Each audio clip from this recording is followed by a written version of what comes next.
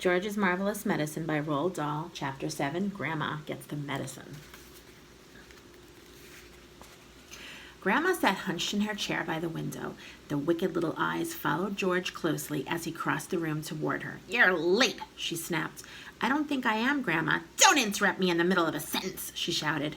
"But you finished your sentence, Grandma." "There you go again," she cried. "Always interrupting and arguing. You really are a tiresome little boy. What's the time?" "It's exactly 11 o'clock, Grandma." "You're lying as usual. Stop talking so much and give me my medicine. Shake the bottle first. Then pour it into the spoon and make sure it's a whole spoonful." "Are you going to gulp it down in one go?" George asked her, "or will you sip it?" "What I do is none of your business," the old woman said. "Fill the spoon." As George removed the cork and began very slowly to pour the thick brown stuff into the spoon, he couldn't help thinking back on all the mad and marvelous things that had gone into the making of this crazy stuff.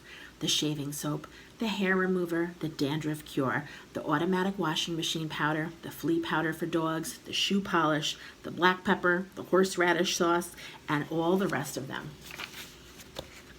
Not to mention the powerful animal pills and powders and liquids and the brown paint. "Open your mouth wide, Grandma," he said, "and I'll pop it in." The old hag opened her small wrinkled mouth, showing disgusting, pale brown teeth. "Here we go," George cried out. "Swallow it down." He pushed the spoon well into her mouth and tipped the mixture down her throat. Then he stepped back to watch the result. It was worth watching. Grandma yelled, "Owie!" and her whole body shot up, whoosh, into the air. It was exactly as though someone had pushed an electric wire through the underneath of her chair and switched on the current. Up she went like a jack-in-the-box. And she didn't come down. She stayed there, suspended in midair, about 2 feet up, still in a sitting position, but rigid now, frozen, quivering, the eyes bulging and the hair standing straight up on end. "Is something wrong, Grandma?" George asked her politely. "Are you all right?" The shock that George's marvelous medicine had given her must have been tremendous. You'd have thought she'd swallowed a red-hot poker the way she took off from that chair. Then she came down again with a plop, back into her seat. "Call the fire department!" she suddenly shouted. "My stomach's on fire!" "It's just the medicine, Grandma," George said. "It's good, strong stuff." "Fire!" the old woman yelled. "Fire in the basement! Get a bucket! Man the hoses! Do something quick!" "Cool it, Grandma," George said. But he got a bit of a shock when he saw smoke coming out of her mouth and down her nostrils. Clouds of black smoke were coming out of her nose and blowing around the room. "By golly, you really are on fire," George said. "Of course I'm on fire," she yelled. "I'll be burned to a crisp. I'll be fried to a frizzle. I'll be boiled like a beetroot." George ran to the kitchen and came back with a jug of water. "Open your mouth, Grandma," he cried. He could hardly see her for all the smoke, but he managed to pour half a jugful down her throat. A sizzling sound, the kind you get if you hold a hot frying pan under cold water, came from deep down in Grandma's stomach. The old hag bucked and shied and snorted. She gasped and gurgled. Spouts of water came shooting out of her, and the smoke cleared away.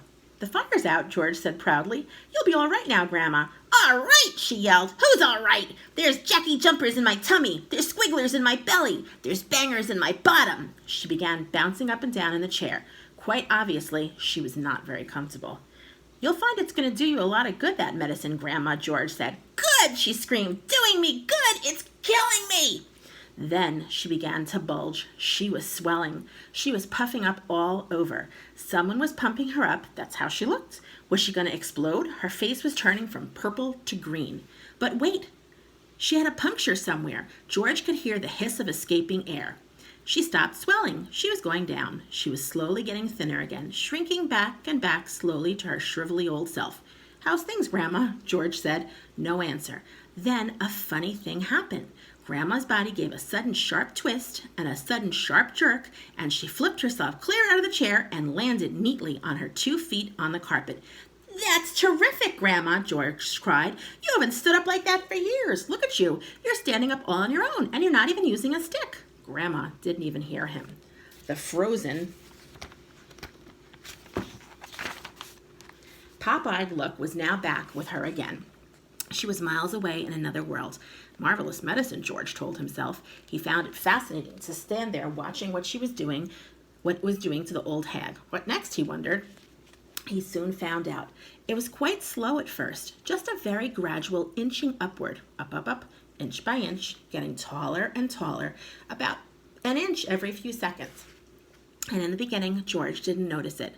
But when she had passed the 5'6" mark and was going on up to being 6 feet, George gave a jump and shouted, "Hey, Grandma, you're growing. You're going up. Hang on, Grandma. You better stop now or you're going to hit the ceiling." But Grandma didn't stop. It was a truly fantastic sight, this ancient, scrawny old woman getting taller and taller, longer and longer, thinner and thinner, as though she were a piece of elastic being pulled upward by invisible hands. When the top of her head actually touched the ceiling, George thought she was bound to stop, but she didn't. There was sort of a scrunching noise, and bits of plaster and cement came raining down. "Hadn't you better stop now, Grandma?" George said. "Daddy's just had the whole roof repainted." But there was no stopping her now. Soon her head and shoulders had completely disappeared through the ceiling, and she was still going. George dashed upstairs to his own bedroom, and there she was, coming up through the floor like a mushroom. "Whoopee!" she shouted, finding her voice at last. "Hallelujah! Here I come!" "Steady, Grandma," George said, with a "Hey, no, up we go," she shouted. "Just watch me grow." "This is my room," George said. "Look at the mess you're making." "Terrific medicine," she cried. "Give me some more." "She's dotty as a donut," George thought. "Come on, boy, give me some more," she yelled. "Dish it out, I'm slowing down." George was still clutching the medicine bottle in one hand and the spoon in the other. Oh well, he thought, why not? He poured out a second dose and popped it into her mouth. "Owie!" she screamed, and up she went again. Her feet were still on the floor downstairs in the living room, but her head was moving quickly toward the ceiling of the bedroom. "I'm on my way now, boy," she called down to George. "Just watch me go." "That's the attic above you, Grandma. I'd keep out of there. It's full of bugs and boggles." Crash! The old girl's head went through the ceiling as though it were butter. George stood in the bedroom, gazing at the shambles. There was a big hole in the floor and another one in the ceiling. Sticking up like a post between the two was the middle part of Grandma. Her legs were in the room below and her head in the attic.